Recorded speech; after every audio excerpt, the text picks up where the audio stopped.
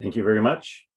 I'd like to call the meeting to order this morning and acknowledge that we are in Treaty 1 territory, the home and traditional lands of the Anishinaabe, Ojibwe, Inuit, Cree, and Dakota peoples, and in the national homeland of the Red River Métis. Our drinking water comes from Shoal Lake 40 First Nation in Treaty 3 territory. My name is Brent McIntyre, and I'll be chairing the meeting this morning. Zooming in is Michelle Duncan, and Doug Marks is in the boardroom at City Hall. Our assessor today is Matthew Barakis, and our hearing secretary is Stephen Lund. We will be hearing applications for revision of the assessment roll in accordance with the Municipal Assessment Act. The matters for which revision is requested have been described in each application, and we will limit discussion to those matters.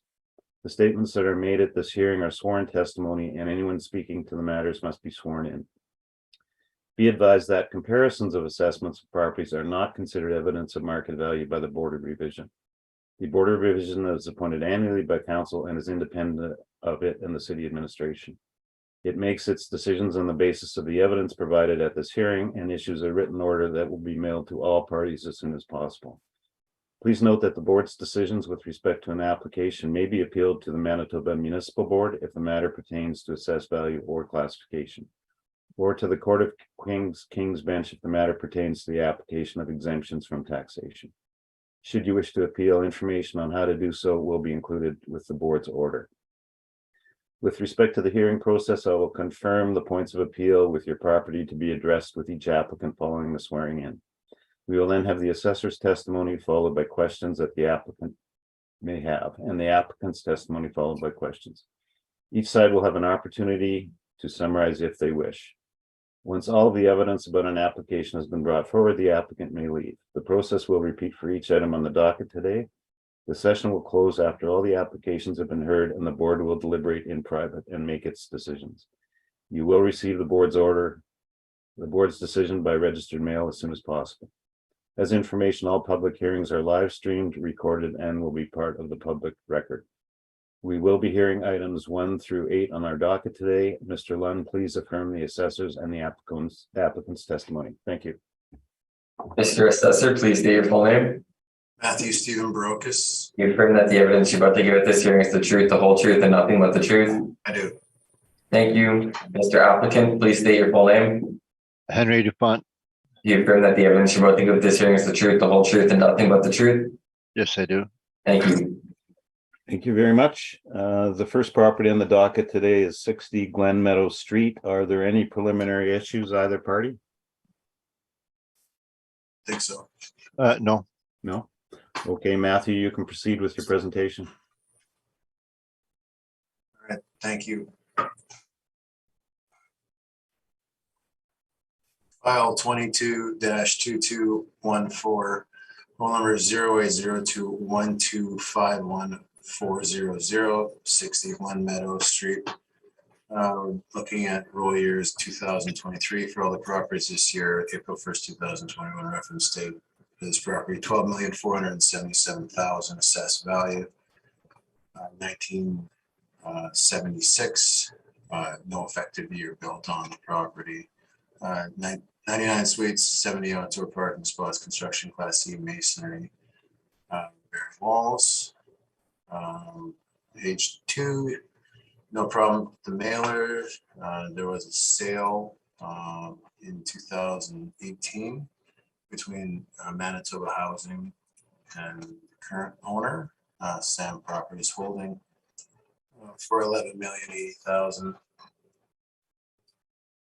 Page 3, income value summary, just shows the breakdown of the units there. 27 1 bedroom, 45 2 bedroom, 27 3 bedroom. You see the model parameters here, and our 5.3 cap rate.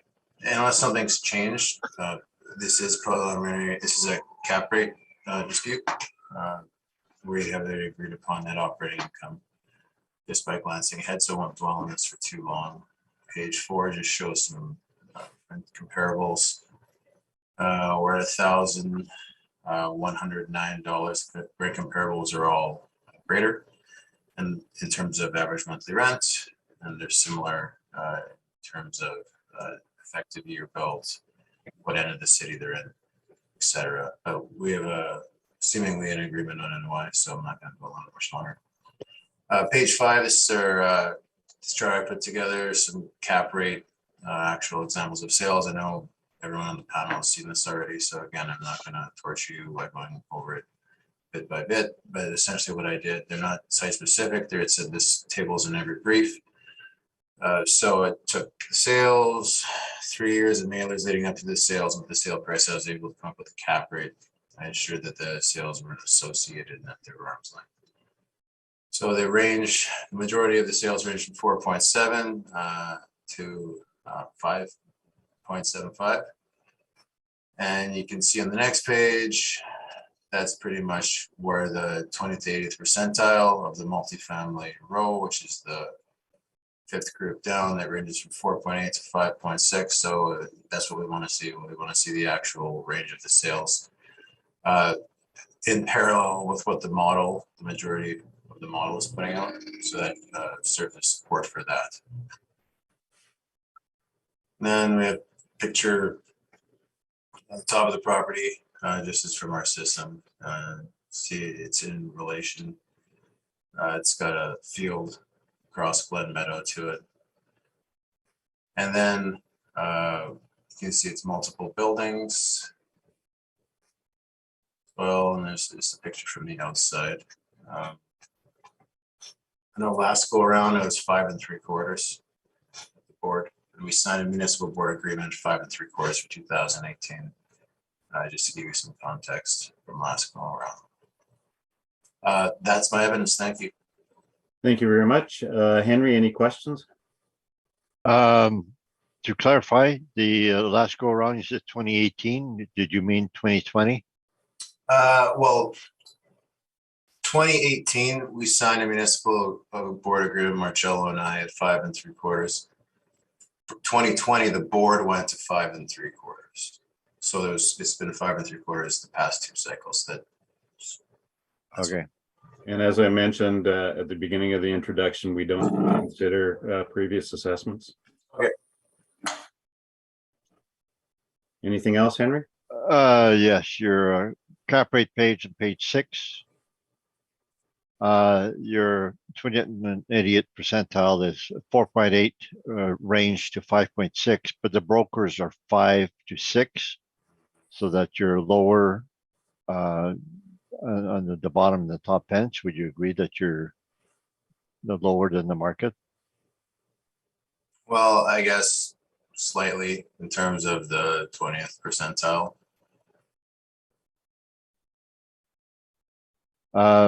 And your comparables, you have a page 5. Do you have any backup the documents and or the calculations of those cap rates?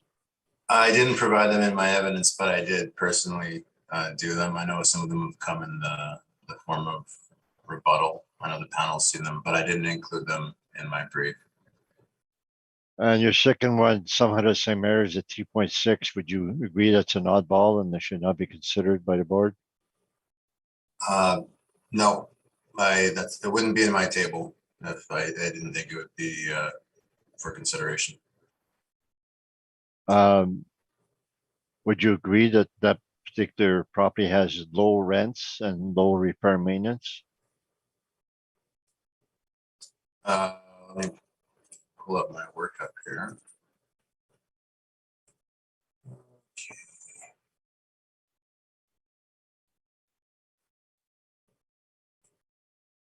I mean, I don't have those specifics in particular in my evidence. So if you want me to dig it up, I can dig it up for you, but it isn't in my report specifically.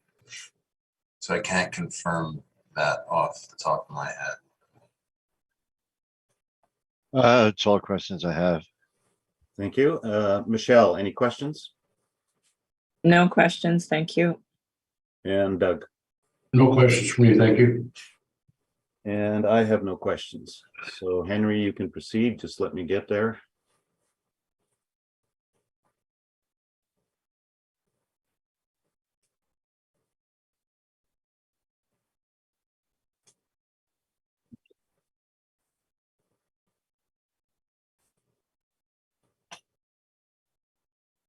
Okay, is everybody there?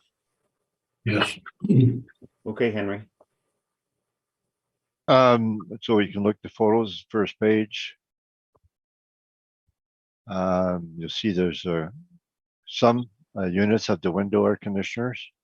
The one on the left has, the other ones at the bottom don't. And the next photo is the close-up of that. So see that the one has it, and the other one you can see the windows are ajar. So that's how it's a sign that they don't have air conditioning, except for tenant's own. The next photo has the air conditioner towards on the left and the window. Then we have another photo after that. Then we show the photo of the parking lot. Go to the aerial photo of the map the property. So it's 3 buildings, a relatively large lot. Then the Google map shows where it is. It's south of Bishop Grandin, near St. Mary's Road. The questionnaires, or you go page 24, the appendix. So what we got from the internet, so that the saying that it has fridge and oven, which I assume to be fridge and stove. So it would not have the third appliance dishwasher that most apartments have. And the questionnaire itself, yeah, there's a sale on page 26 where the 3 properties were sold, MHRC to Sam, and MHRC gave a capital allowance credit, and they give a forgivable loan to the vendor, which is 34.1% of the sale price. So the sale did not, may have been registered at the full amount, but the what the owner purchaser paid was 34.1% less. The forgivable loan is amortized over 20 to 25 years and is subject to remaining as social housing, so that it's only forgivable after amortization. The terms. Then the questionnaires, page 31, where they ask for air conditioning under property features. There's no check mark anywhere. I'm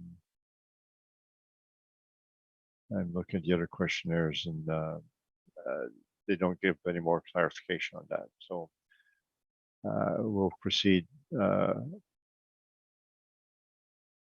Now, back to page 15, where we'll go to page 15, the cap rates. So right under cap rate, where we say the assessor is using this amount, and we use this amount, this tends to be wrong. It's an area where I forgot to change quite often. But the table shows it's a 1976 3 stories, and that fits in the age group at 5.5% that Altus has determined for cap rates. Then we have the following factors to determine the site-specific factors: conditioning quality. We're seeing social housing, budget finishes, air conditioning nil, except for tenants own and their windows. So due to those factors, we're giving a 6% cap rate due to negative factors. There's been a practice by the boards and the assessors and negotiation municipal board to give a premium to the social housing in the cap rate. So the spreadsheet, page 17, you'll see that we show some of the factors above, the suite mix, etc. So it has a relatively good suite mix compared to some other social housing. And at the bottom, on 33, we agree with the assessor's net income, and we just use the 6% cap rate. So we get a value of 11,022. Now, at top of the page, it shows line 3. City rents is 1110 per suite. I believe that's on the high side, but we have not done any study or investigate any further. But I believe it is on the high side. The repair maintenance is shown the breakdown. They actually give us the repair maintenance, and you'll see it's the next page, page 18. You see the appliance replacement averages to $16, and that's compared to a normal of $225 or benchmark. And the flooring shows none. No, that could be because it's mixed with the remaining RM, but the remaining RM for the last 2 years is none. So it appears they're not doing any flooring replacement, and normally you would see flooring replacement every year, up to $500 per suite if you put it on the 8-year life. So it has very low repair maintenance, which also speaks to its condition, which also has something to do with their cap rate. Actually, the next page, page 19, they have reserves for replacement also. They have a small amount for appliance replacement, the 1 year, which is $5 per suite, and the small amount for appliance, which is $8 per suite. So we don't have reserves for other years. So that's our report. We have a cap rate study to present, but that's a report on this property itself. Thank you very much. Matthew, any questions? Yes, just a couple. So, the sale for 11,080,000. Was there an appraisal on the property for that value? Is that how they came up with that number? I have no idea. I believe not, but they just sold to Sam, and that was the terms they negotiated. Okay. Have you inspected this property? No, I have not. Would you agree this is a good area for rental? Yes, yeah, area is good. Okay, so just in terms of adding a half point, I know you said the suite mix is good, the area is good. Do you think a half point premium is aggressive, given that your cap rate study says it should be 5.5, if not below standard? The municipal board decisions that we have, I believe, went up to 1% premium for social housing. So we go 5%, 0.5% premium because just the fact that it is social housing and has no air conditioning to start with, low repair maintenance. All right, those are my questions. Thank you. Thank you. Michelle, any questions? Yeah, just to confirm, it is social housing though. That you're asking Yeah. me? Yes, yes, it is. Yes, I don't think that's disputed by Matt. And then you felt that the rental units based on the city model were high. What is the average rental unit? If I didn't see it in the numbers, I apologize, but. Page 17, the line 11, they have 642,000 in subsidies, and they have 578,000 in rent. So the total rent and subsidies 1,259,000. That's compared to the assessor 1,276. But you don't have a suite average, like a unit rental breakdown on average. No, I can check the questionnaires if they had anything there. No. No, I don't. that's fine. The gross numbers are there. Thanks. No other questions. Thank you. Doug, any questions? No questions at this time. Thank you. And I have no questions. So Henry, do you want to present your cap rate study and apply to the rest of the properties as well? Yeah, and a rebuttal to the assessor's cap rate. Okay, you want to go to that? We'll complete that part of the hearing. Just let me get to it.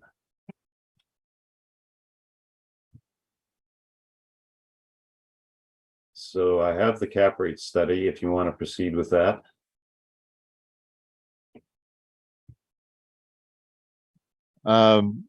So the report is 162 pages. You've seen it before, but we have the background of all the comparables that we have. We have 10 comparables. We have the calculations of each comparable also.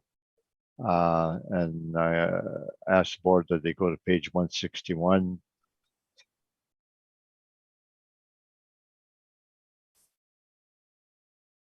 So this is the traditional rebuttal that the assessor provides to us. And this is shown that there's a date there if you go a few pages up. But what that page shows that in green, that's what the city recalculated our cap rates. And you see that the first one, the McPhillips, they're a 4.79, we're 5.59. But the next one in Corden, we're 5.73, and the assessor's 5.74, and that goes down the line. And then at the bottom, they have their own 3 cap rates. 3 of the cap rates that we have are the same as the assessor, which I believe is the first 3. So the last page, page 162, shows the city and our cap rate, but it shows on the far right what our cap rate is for the age group that we have. So the first 4 are for newer properties, and I don't believe we have new properties here today. So I won't dwell on that too much. So there's a difference in McPhillips, but we don't have a new property. And that one is we use market rents, and that's where we have a difference. Then the next one's the 5th one, Langside. The assessor is 6.1 versus our 6.12, but we have 5.5 is our cap rate for that age group. La Vérendrye, they have we have 5.74, they have 5.01, so that's the only one we have a major disagreement aside from the newer properties. But that property was sold. The vendor stated that they had done the repair maintenance in prior years, included capital expenditures such as storm windows and leaf troughs, and that therefore we adjusted the repair maintenance because they stated they had some capital expenditures in there, and the assessor stabilized without adjusting the repair maintenance. So I believe the assessor should adjust for the capex. And there should be closer towers after they do an adjustment. And then the rest, all these cap rates, they agree with our the city's cap rate. The calculations agree with our conclusions for the age group.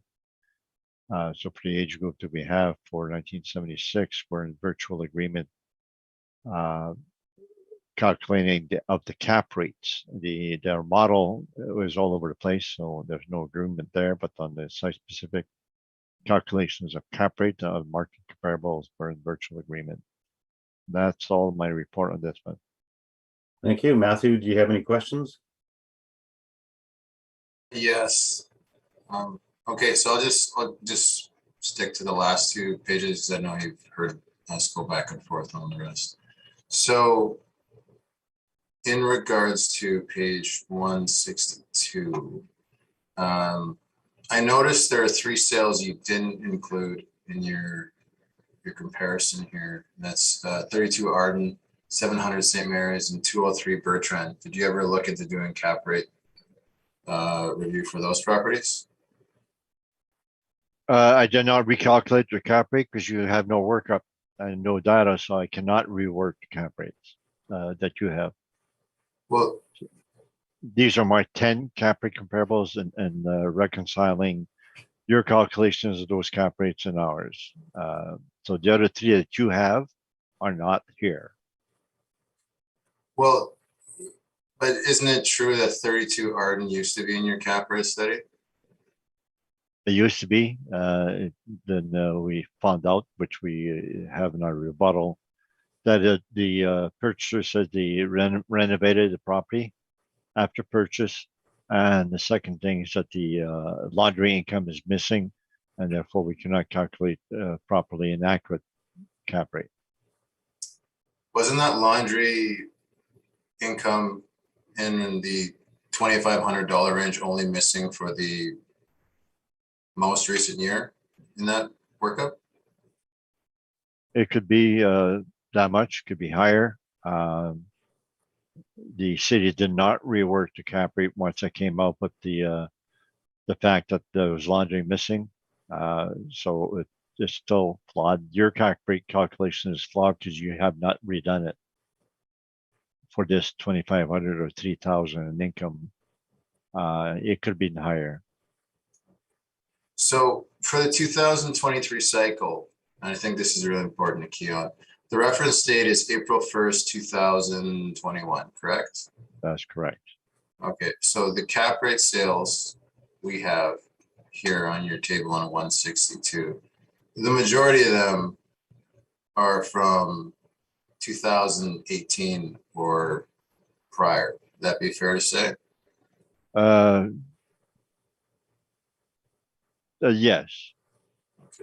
So would you not agree that given the interest rate climate declined significantly leading up to the reference date, that wouldn't it make sense that the cap rates would decline as well?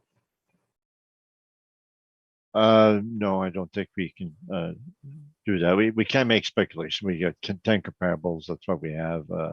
I see in your previous page 161, you have 2 cap rates in 2019. So you're not 2020 cap rates only. Do you agree that more weight should be put upon the properties that transacted closer to the reference date? No. If you have only 1 or 2 cap rates, that's not enough.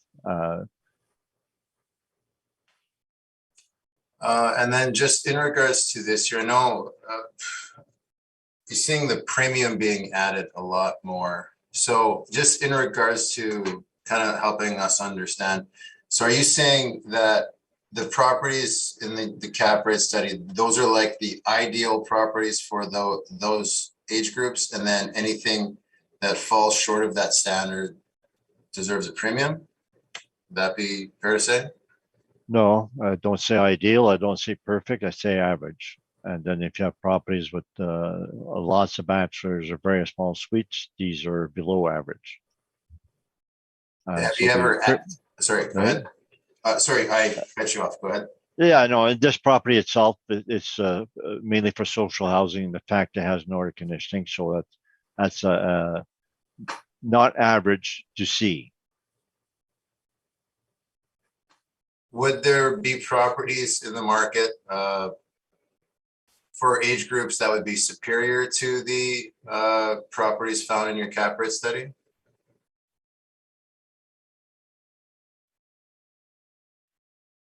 For age group? The cap rate is for a good location, and it's similar to what we've settled for 2020. We had a cap rate settlement for all properties in that age group.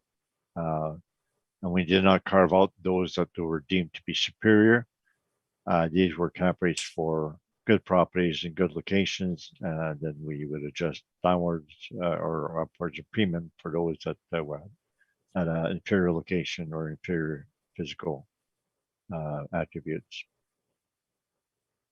So just like, have you ever made a reduction in the cap rate due to location or age or superior quality compared to your cap rate property? Matthew, I think I have to stop you here. How is this relevant to the property before us?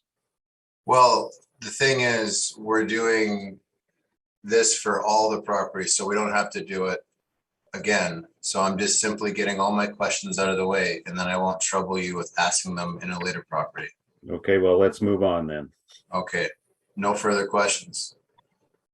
Thank you. Michelle, any questions? No questions, thank you. And Doug? No questions, thank you. And I have no questions. So that concludes the discussion on cap rates. Now, Henry, did you have rebuttal for the subject property? Yes, for all properties here today, so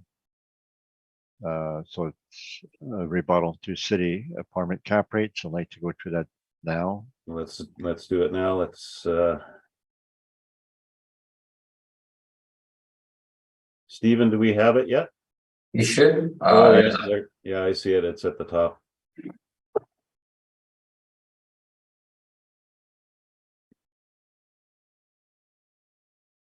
Matthew, do you have it? Yep, I have it. Okay, Henry, proceed with your rebuttal. Okay, it's 42 pages, and I'll just go to a couple pages. So the first page is on 2390 McPhillips. There was an ad after purchase where they increased the rent substantially, so that alerted me that the property was sold below market rents, and so I redone the calculations of the cap rate on that one and put in CMHC rents within the reference date.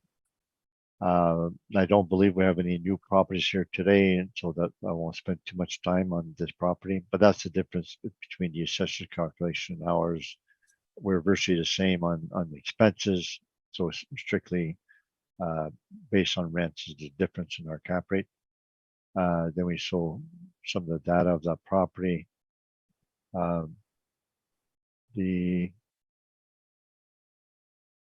Then page 4, the rebuttal on 2 of their other comparable 700 St. Mary's. That's the one that's 3.6%. We got a letter from the property manager D7, and she stated the property was bought by a first-time buyer. Property was in rough shape with previous owner doing nothing for repair. So the property would have low rents and low repair maintenance. The purchaser intended to renovate the property. It was not buying on the existing income stream. The next one, 32 Arden. The property was renovated after purchase, indicating intention to buy with renovations. Also, we showed the laundry was missing for 2018 last year, and there was laundry previous 2 years. And the owner said that they were collecting the laundry themselves, and that's why Sussex property manager did not show the laundry income. We have a municipal board order that shows it's improper use cap rates when purchaser intends to renovate. They state in that order that the renovations must be significant, but anything that is significant enough to alter the perception of the use of the existing income stream by the purchaser would be sufficient to remove it as a cap rate comparable. That's all I have on the rebuttal. I have the background for all these things. I have the letter from D7 and have the financials, etc.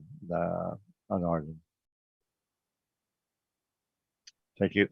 Thank you very much. Matthew, any questions? No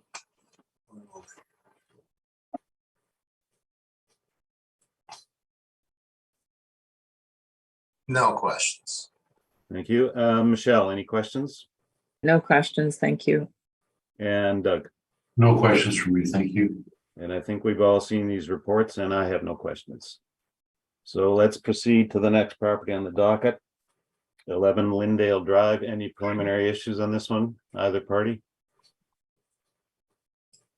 I don't believe so. No, I don't think so. Okay, Matthew, you can proceed. One moment.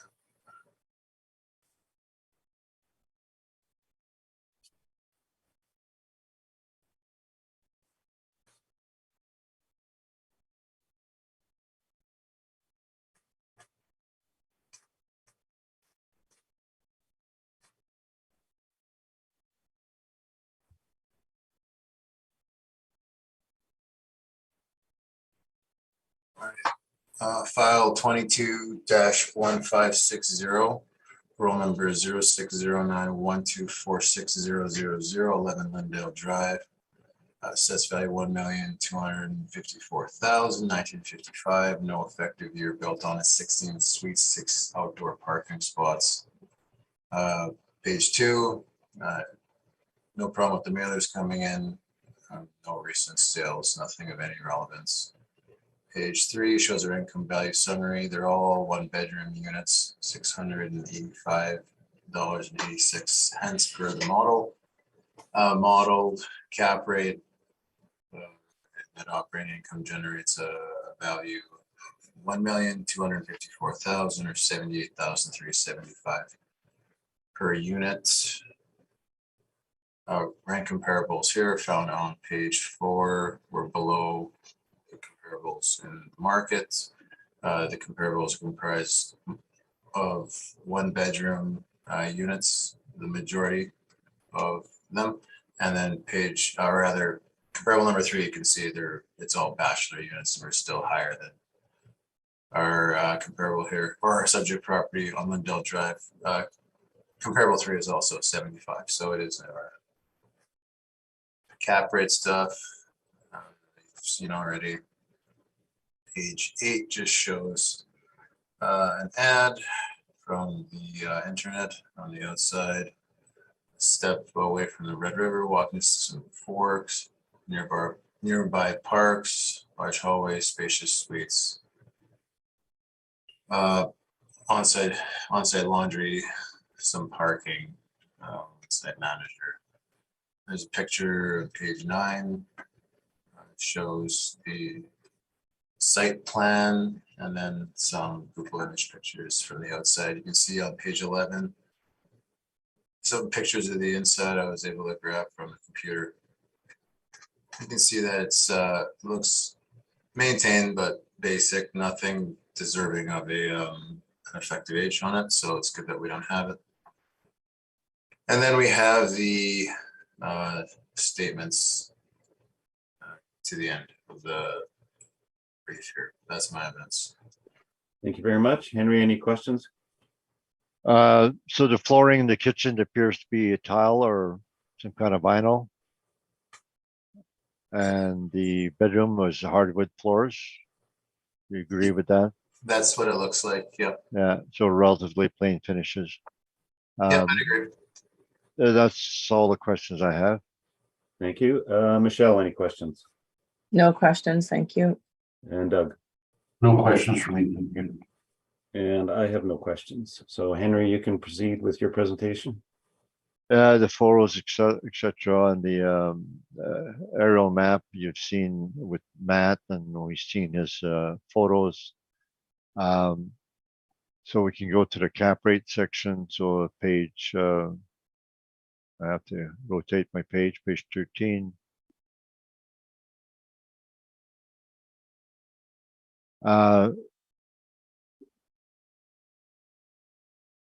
The assessor's at 5.15, and top of the page I do show 5.15.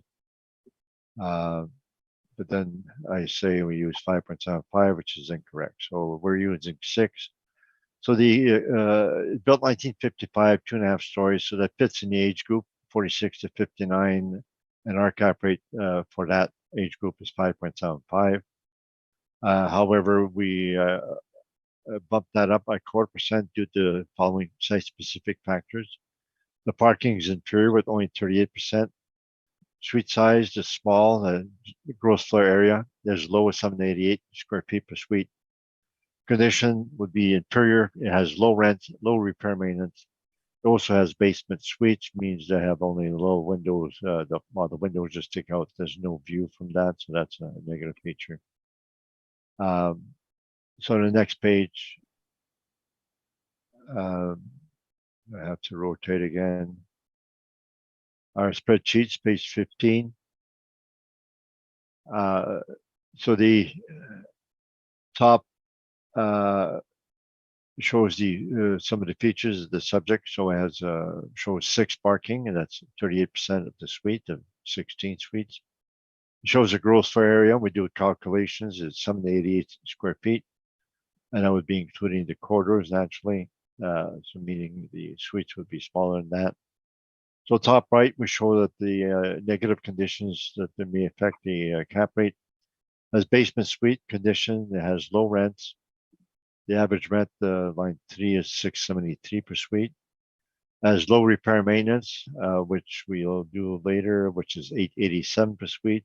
So be half of what it should be. So the line 13, but the line 4, some properties the assessors are 2% vacancy. Most apartments are 4.2 for some reason.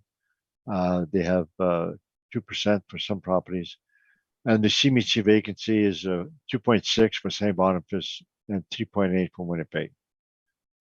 We're just giving that as evidence because in the end, we go with the actual vacancy, whatever it was, because the SSX statement doesn't show, but it shows that maybe the assessor's income is on the high side. We stabilize normal way, the repair maintenance, line 27, we stabilized at $887 per suite, which is on the low side.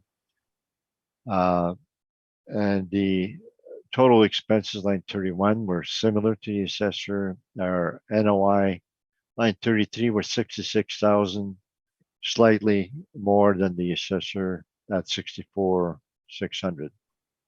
So the main dispute is in the cap rate. When we apply a cap rate, we get a value of 1,104,000 versus the assessment at 1,254. And the last page to look at is the next page, the repair maintenance, page 16. So I have the breakdown. You spend a little bit on roof and windows and parquet, and we allowed those amount, which is relatively low, 50 per suite, 8 and 10 per suite. The flooring replacement, the average is $65 per suite versus a benchmark 500, so it's very low replacement. Appliance replacement is $85 versus the benchmark 25. The painting is very low, also 74 versus 225. And covers and cupboards are very low, also much lower than the benchmark. So they're spending very little on the suite upgrades, they're much less than the 8-year life that the benchmarks are based. So they're, if you were spending at the 8-year life, it would be closer to 500 than the flooring. Anyways, when we come to the bottom, it's stabilized. We're stabilizing at 887. And the last line shows the actual repair maintenance, excluding the capex and the first 4 items, and the waste and snow are shown there all these years. So they have very, very low repair maintenance. Back to the previous page, that the rents are low, 673, and the repair maintenance is low. So that speaks to its condition, as well as low parking and small suite size. That would give support for the 0.25% premium on the cap rate. And that's my evidence. Thank you. Thank you very much. Matthew, any questions? Yes, just on page 13. Have you inspected this property? No. Now that you've seen pictures of the inside and the outside, will you still consider its condition relative to its lack of effective age to be inferior? Yes, the repair maintenance is low and the rents are low. Can you point to anything specific that's wrong with the property?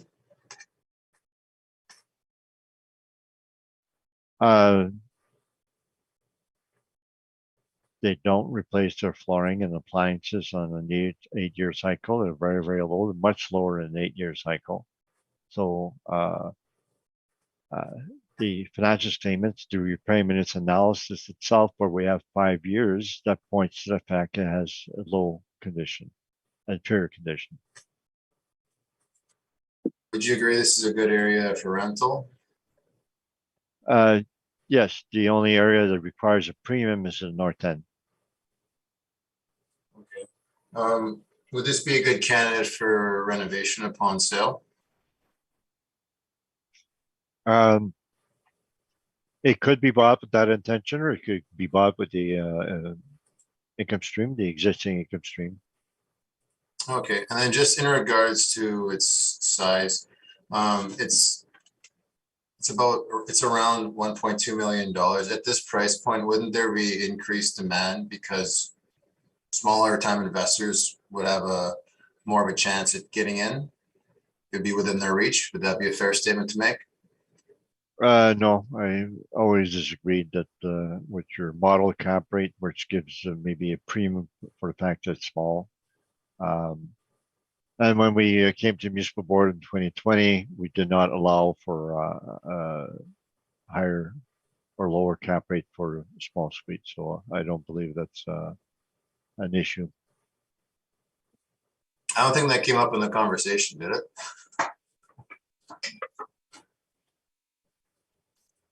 Those are my questions. That's it. Thank you very much. Michelle, any questions? No questions, thank you. And Doug? Just one, is there air conditioning in this apartment? I believe there is, yes. We can go to questionnaires if you want. Page 25. They don't have any check marks for air conditioning, but I believe they would, yeah. Most apartments do, so. Okay, thank you. No further And I have no questions, so that concludes this property. The next one on the docket is 210 Kenny Avenue. Any preliminary issues, either party? No, not for me. No. Okay, Matthew, you can proceed. Okay, one moment. Just let me get set here.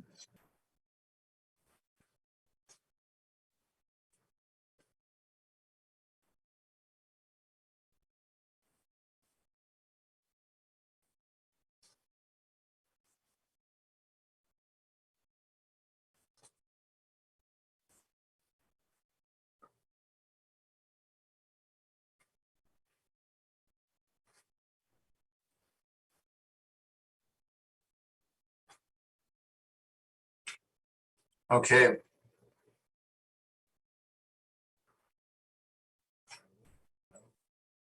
File number 22-1117, 210 Kenny Street. Roll year 2023, April 1st, 2021. Assessed value $3,907,000, built in 2014.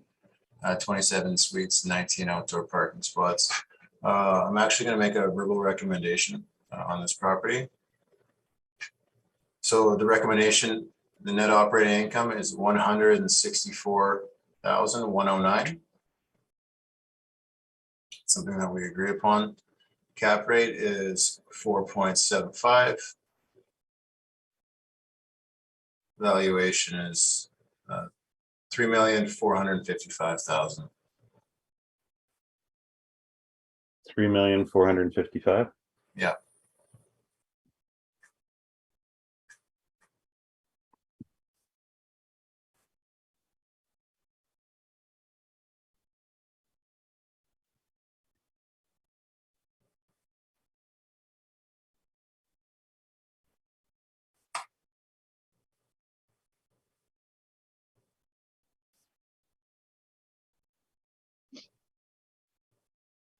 So your NOI has remained the same and you just changed the cap rate? Yes. And Henry, are you aware of this recommendation? No, I was not aware and I don't accept. Okay. Matthew, you can proceed.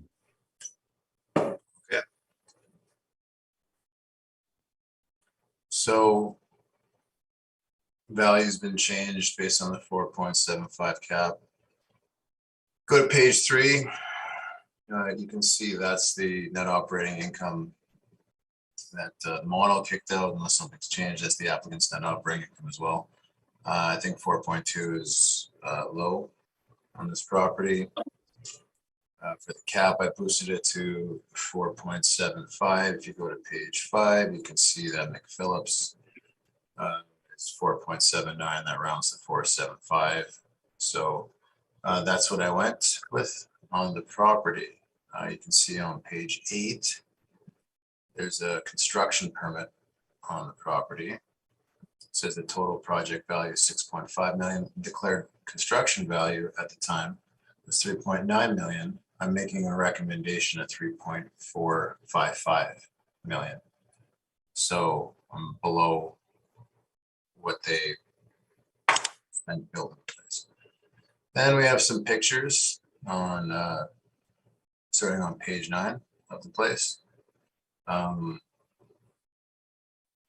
So Place Bernadette Poirier. You can see it's new construction.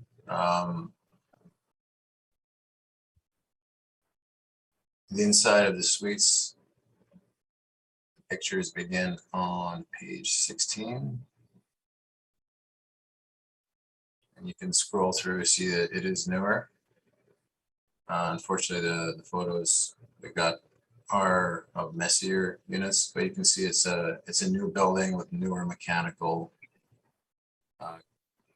St. Barnabas, so it's a good area.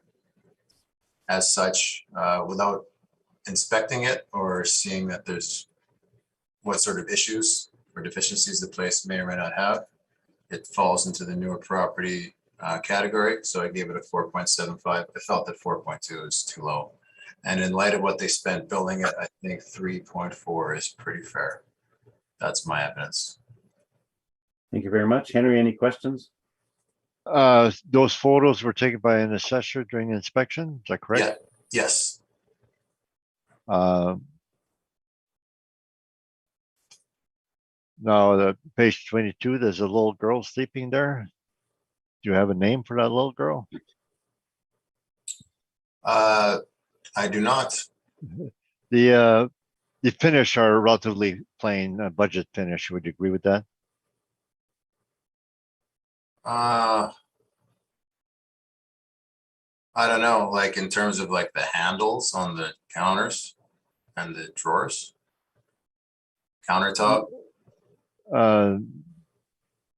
Well, it's white appliances, new properties, but that's stainless steel appliances. I mean, of course, or granite, so that it does match what new properties would have. In that regards, would you agree with that? Not all of them. They still sell white appliances. Yeah, but when it's quite often it is when it's newer properties would have that, and vinyl plank flooring, they don't have that either. Would you agree with that?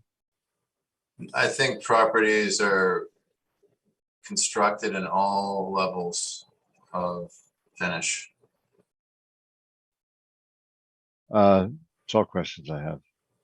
Thank you very much. Michelle, any questions? No questions, thank you. And Doug? No questions for me, thank you. And I have no questions. So Henry, you can proceed with your presentation. Yeah, so we dispute the cap rate only.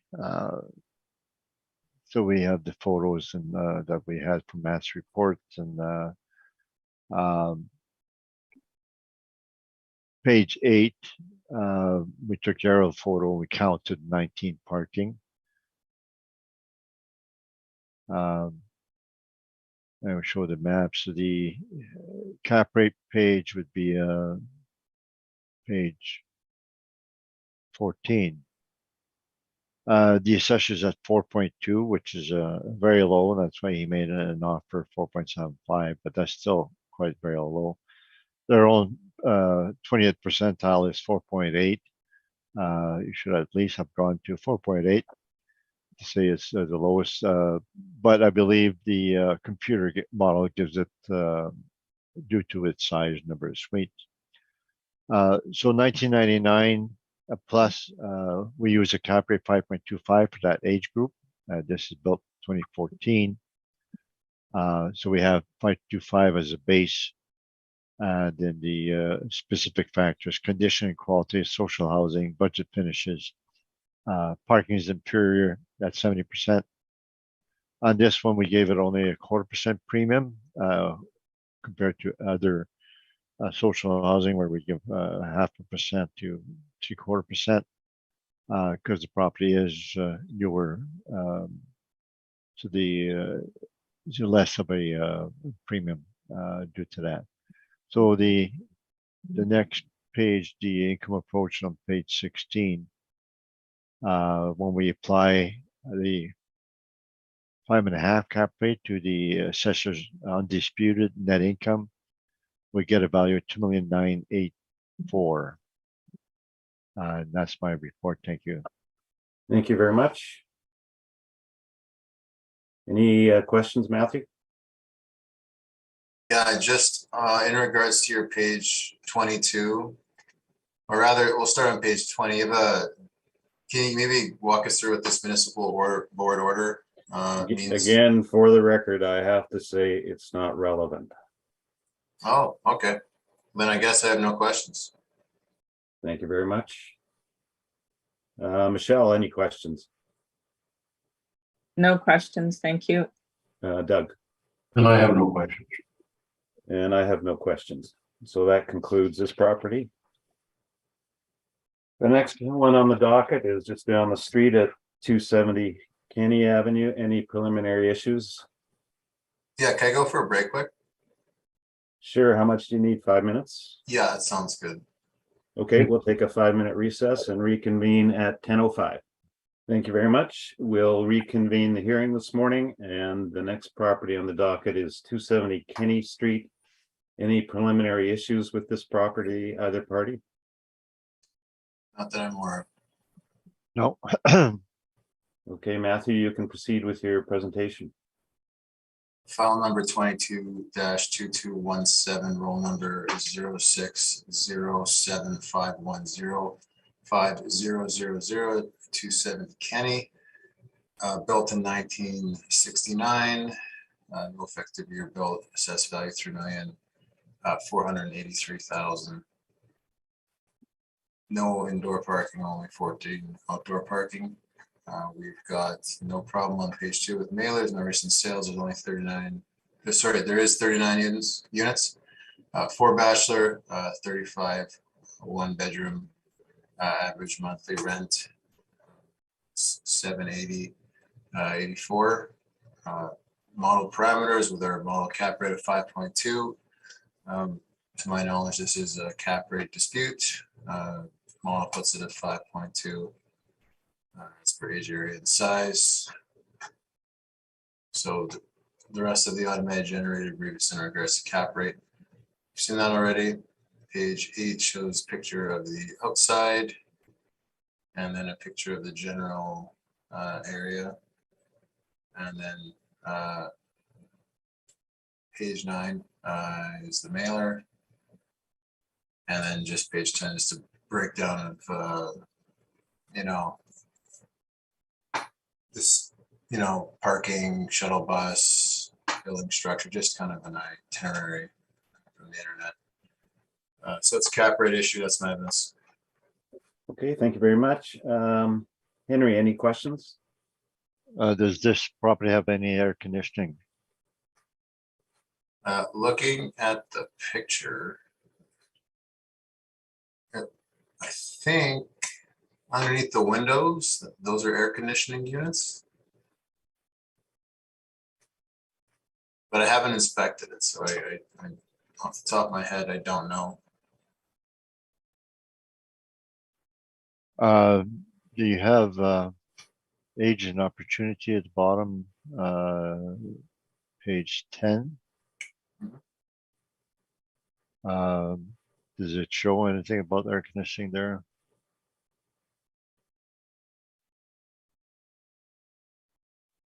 Building features air conditioning party room. Okay. That's all questions I have. Thank you. Michelle, any questions? No questions, thank you. And Doug? No questions for me, thank you. And I have no questions. Henry, you can proceed with your presentation. Yes, you can go to page 18 of my brief, the appendix. So that's the ad that it has from Sam Properties. Other features says air conditioned units available. So it appears not all of them are air conditioned. Appliances included, fridge and stove. So it appears it has no dishwasher.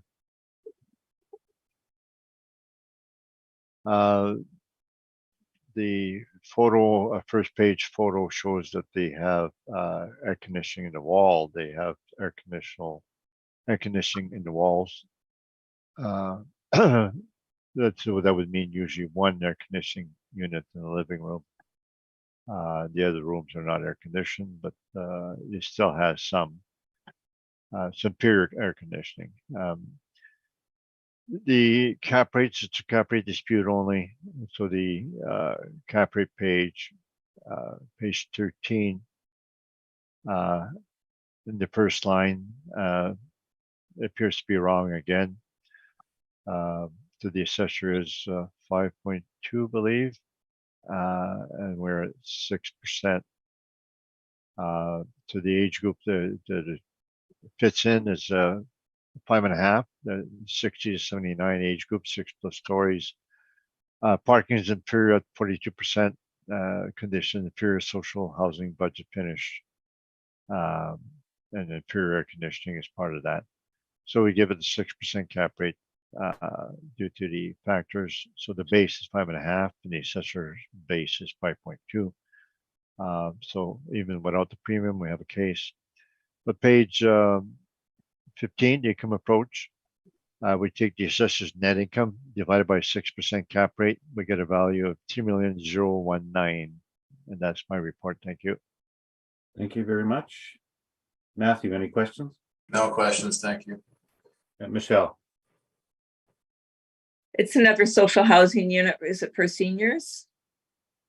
Legions for vets, veterans, and let's say page 18 offers housing for veterans and Legion members 60 years and older. So that's seniors and veterans only. Thank you. Thank you. Doug, any questions? No, thank you. And I have no questions. So that concludes this property. The next one on the docket is 300 Marion. Any preliminary issues, either party? My knowledge. Nope.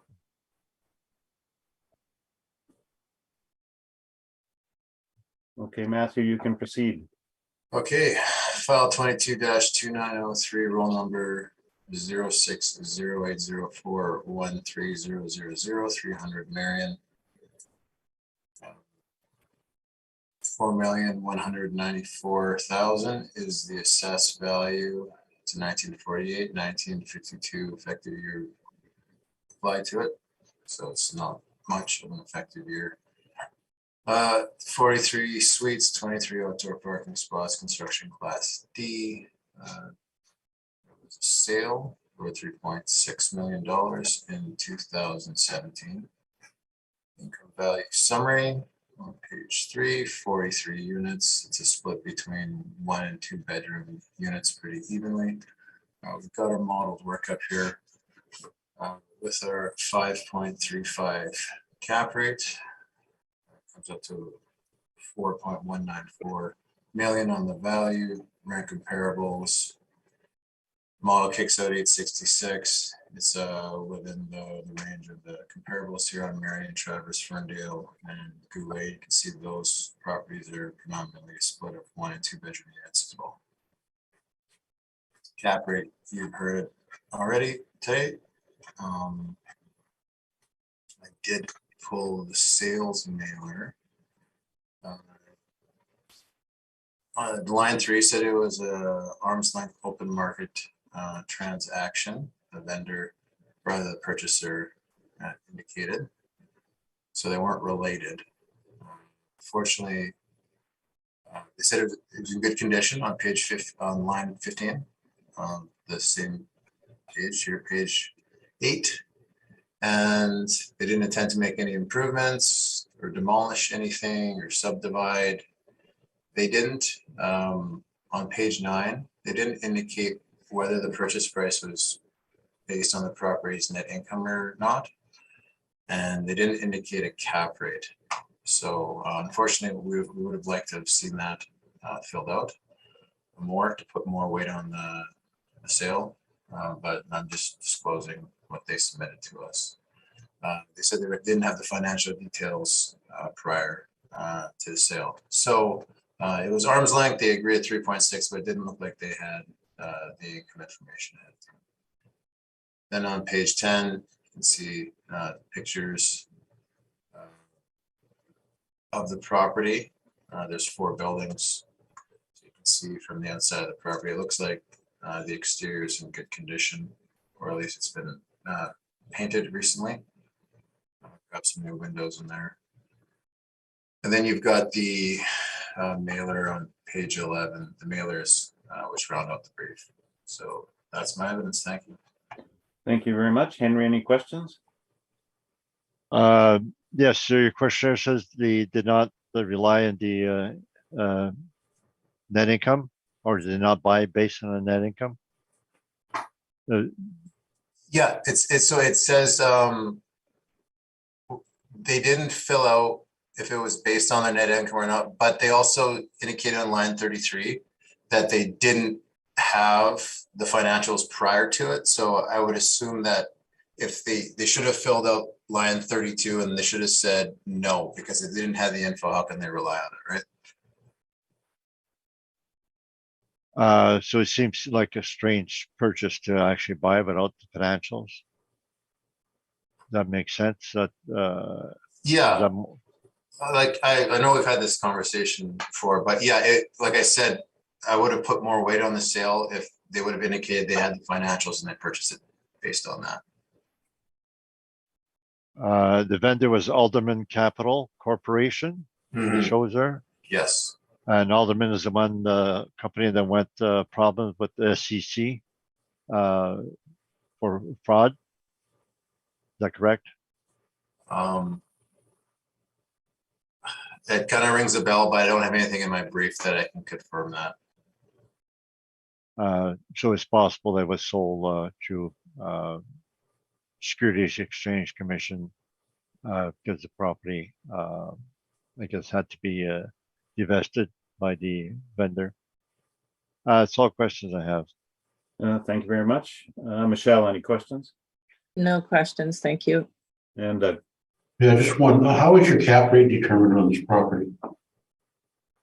Oh, it's just done by the model as per age, area, and size. So, yeah. No further questions. thank you.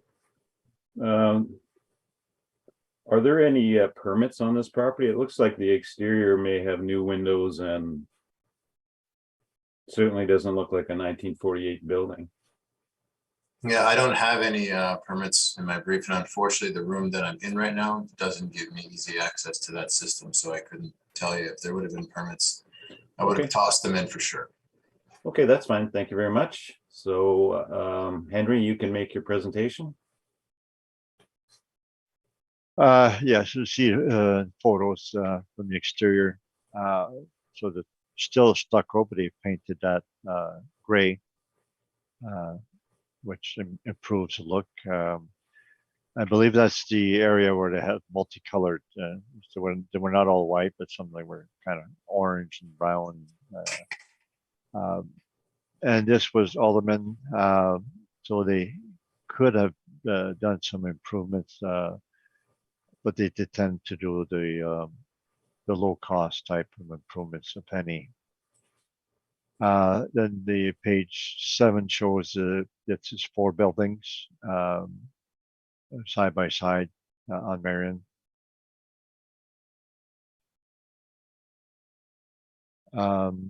Now we have the ad at the end, which page 22 says Mason Alliance, and this is water included. rental highlights, that's the highlight. So it doesn't say renovated. So I doubt that it would be renovated if they don't say that in their ads. So cap rate would be page 13. Built 1948, effective age 1952, stucco building. Medium rent, low R&M. So the age group, the cap rate we have for that age group, 5.75.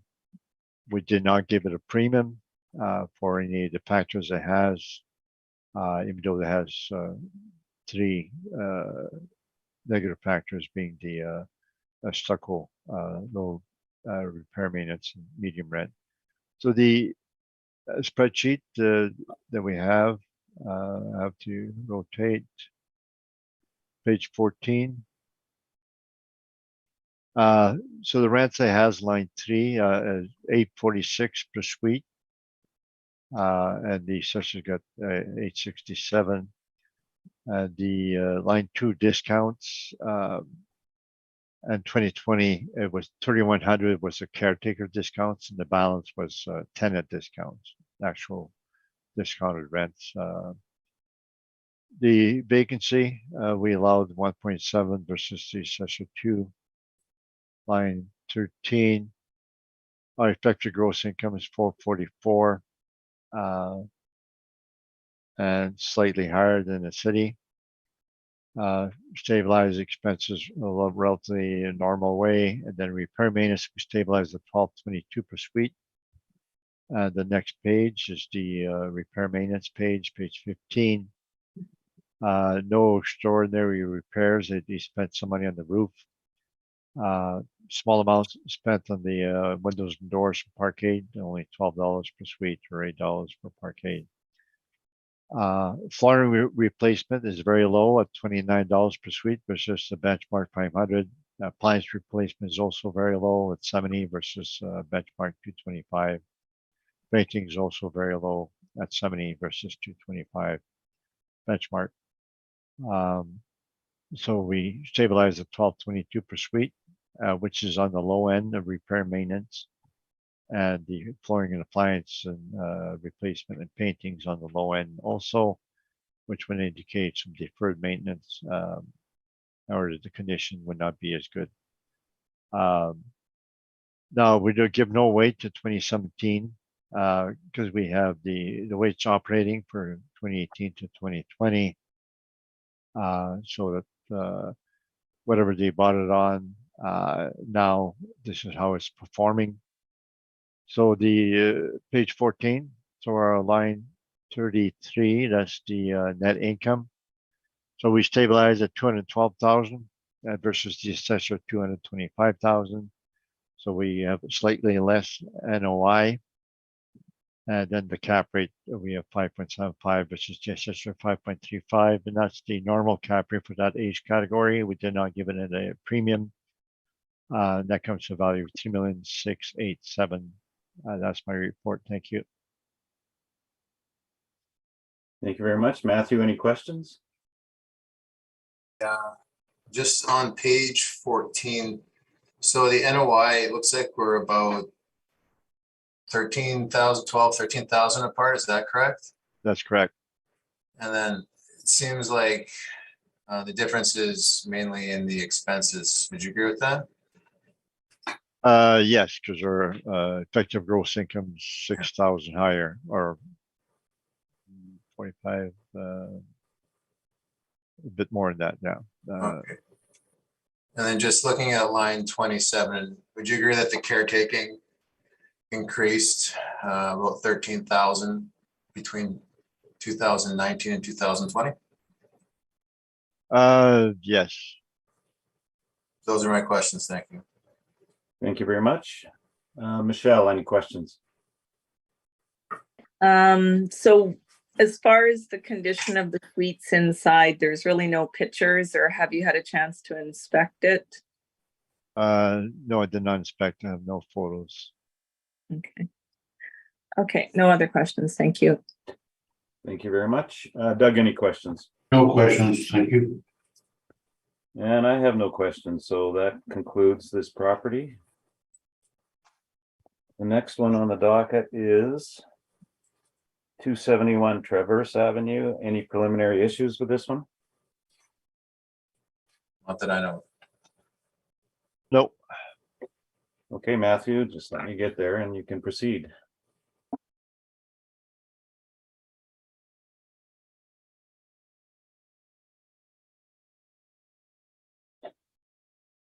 Okay, everybody there? Yep, I'm ready. Okay. File number 22-3137, roll number 06-075115000271 Traverse, 1963, no effective year, built on the property, 16 suites, 14 outdoor parking spots. I'm actually going to make a verbal recommendation on this property and review it quickly. So the net operating income is 77,359. And with the model cap of 5.1, that's a rounded valuation of 1,517,000. And that net operating income, that's actually what Altus has. We were too high, the model was too high on the income side of the coin. So I reviewed Henry's numbers and I agree with the net operating income. So that's why I made that provision. Yeah, can you give me that net operating income again? 77,359. And the cap rate?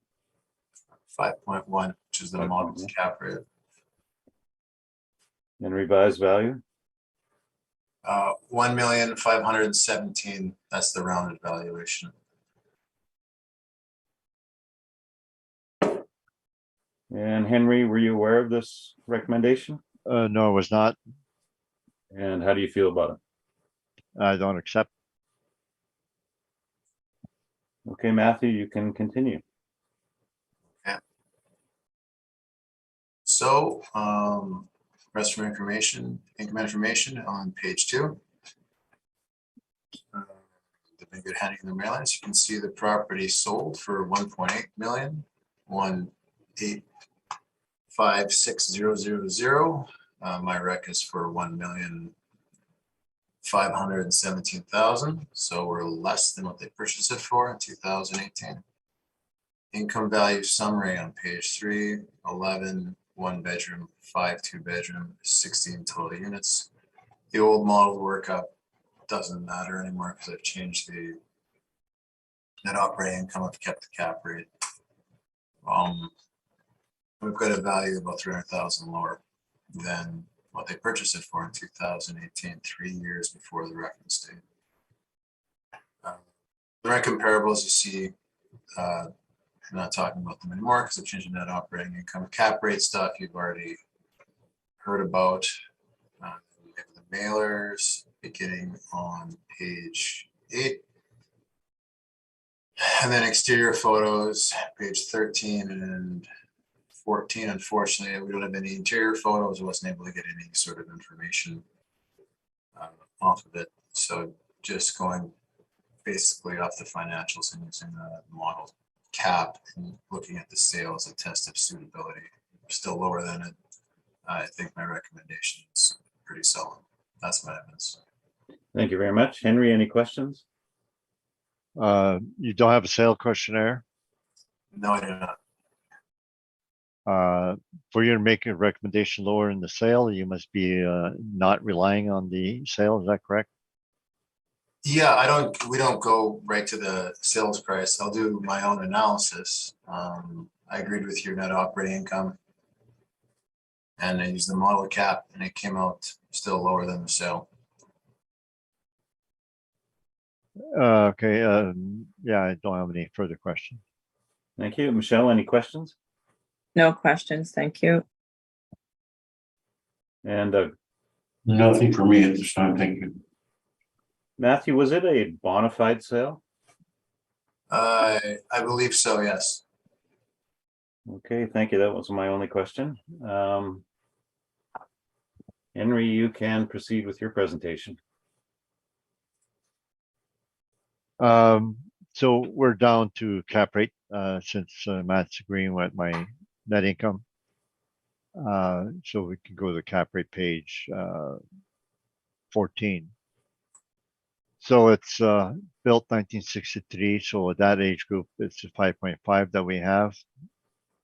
And so that's what we applied to page 15.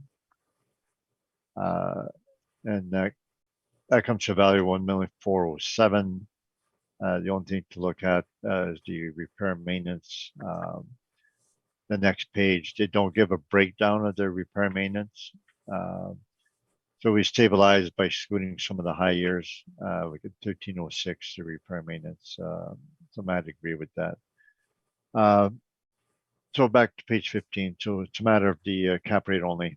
Our value 1,407,000. Thank you. Thank you very much. Matthew, any questions? No questions, thank you. Michelle? So besides the age, at your 5.5% cap rate, what else did you consider? I didn't give it any factors. So the parking is almost 100%. Suite mix is not bad. 1 bedrooms, 2 bedrooms. Suite size is 1889 per suite. It's medium size. So that physical factors. I don't believe there's anything to adjust on the cap rate. So you just went with the age for the cap rate. Thank you. No other questions. Thank you. Doug, any questions? None for me, thank you.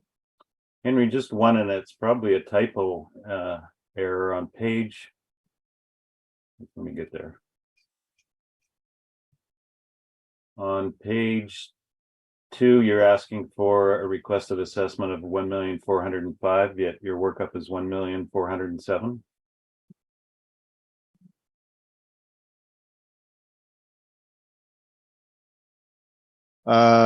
Yes, so the 1,405 would be an error. Okay, that's what I thought. That was my only question. Thank you. So that concludes this property. The next one on the docket is 875 Elizabeth Road. Any preliminary issues on this one? Not to my knowledge. No, there's not. Okay, Matthew, you can proceed. Okay, file number 22-1065, 875 Elizabeth Road, Manitoba Housing Property, 1977, effective year, built 1984, 84 suites, 17 outdoor parking spots. Haven't had a chance to review and think this one over a bit this morning, and I am going to make a recommendation. So we've got an agreed net operating income of $368,005. And then I'm going to put a 5.35 cap rate on, which generates a rounded valuation of $6,879,000.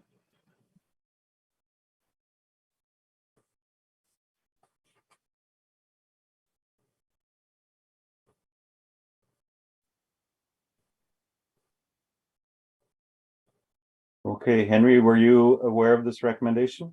No, it's not. And how do you feel about it? I don't accept. Okay, Matthew, you can proceed. Okay, sounds good. So construction class C masonry bearing walls, page 2, they hand their stuff in, no problem.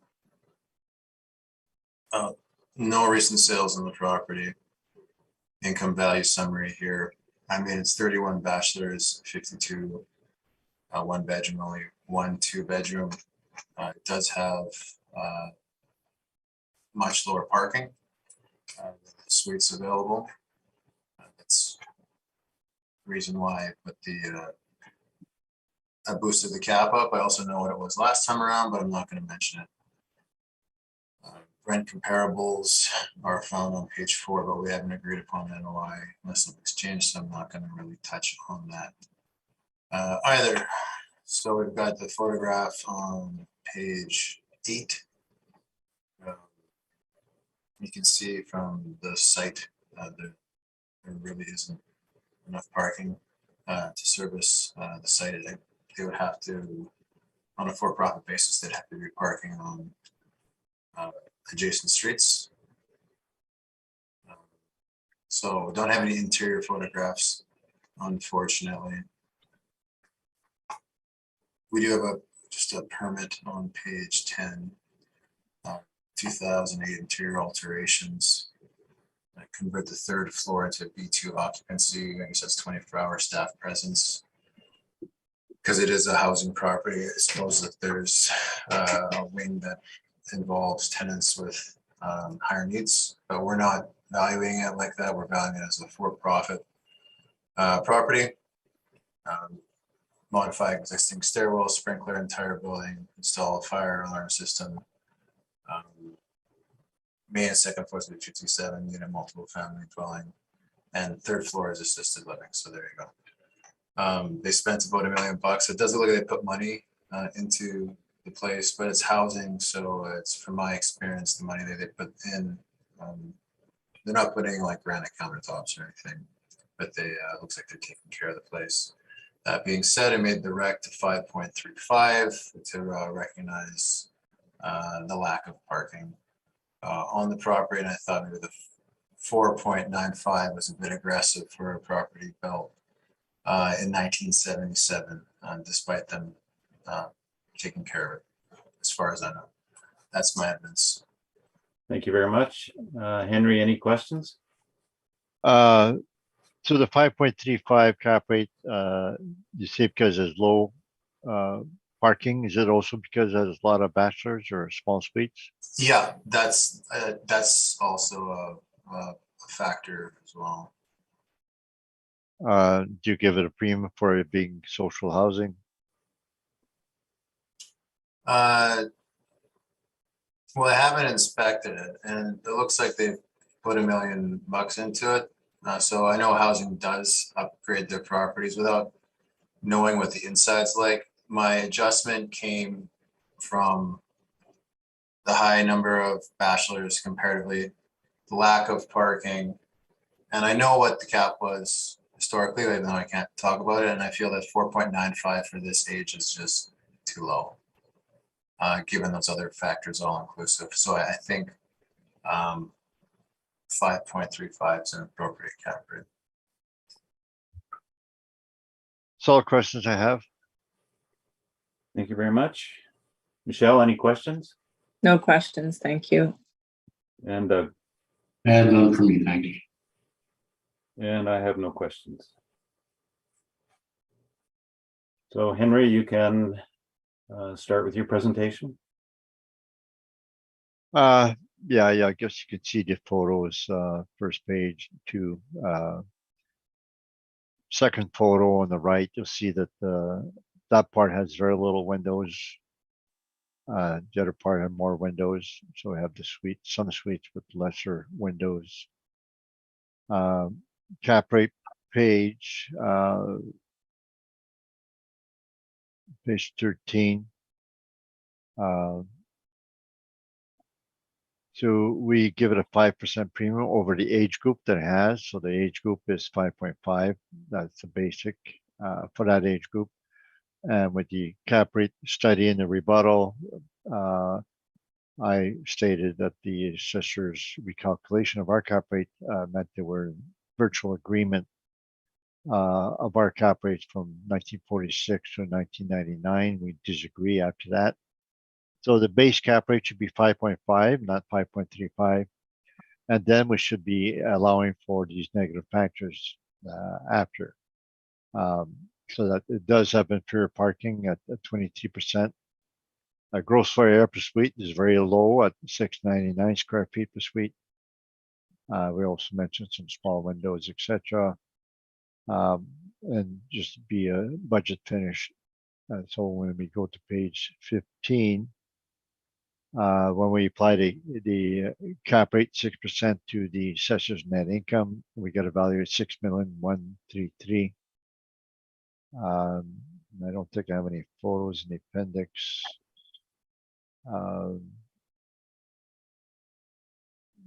No. So that'd be my report. Thank you. Thank you very much. Matthew, any questions? No questions, thank you. And Michelle No questions, thank you. and Doug. Yes, with the interior being upgraded, wouldn't that bring the cap rate down? You still have the problem with low parking, small suite size. So if they brought it up to normal standards, they would still have these physical factors that are permanent with the property, small suite size and inferior parking that stays with the property. And have you been on site? No, the alterations also, they converted the third floor to assisted living. So that maybe where all the money went is to do conversion. They convert the third floor, did not change the other floors. Okay. Thank you. No further questions. Thank you. And I have no questions. So that concludes this property. And the last one on the docket is 4 Carrier Avenue. Any preliminary issues with this one, either party? Not as far as I know. Henry? No. Okay, Matthew, you can proceed. Okay, file number 22-1522, roll number 080000003500 for carrier. Original assessed value 1.155 million, 1961. No effective year bill. I got a recommendation 931,000. Work is on page 5. So I did some calculations based on the actuals here. Oh, wait 1 second. Sorry, I think I might have made a mistake actually.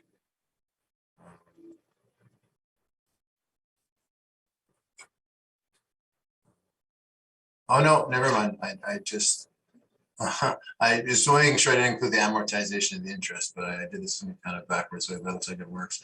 So 931,000 rounded with a 5.1 cap. Basically remove the amortization and the interest off of the average of the 3 years, and I was able to generate a value that way. So I'll just stop there. So the NOI goes to what? NOI goes to 47,495. And that's just adjusting rents? That's taking the most recent rents and then taking the average of the expenses. And then I removed the amortization, which was included in 2020, and the interest and the mortgage payment as well. I didn't include that either. And then I was able to calculate the average, the applicable expenses that way in my stabilized column, and then was able to determine net operating income of 47,495, which when you look at the net operating income 3 years, it's right within the middle of the range. And then I use a 5.1 cap. Okay, thank you. Henry, were you aware of the recommendation? I am now, and I accept it. And you accept it? Yes. Michelle, do you have any questions? No questions, thank you. And Doug? None for me, thank you. And I have no questions.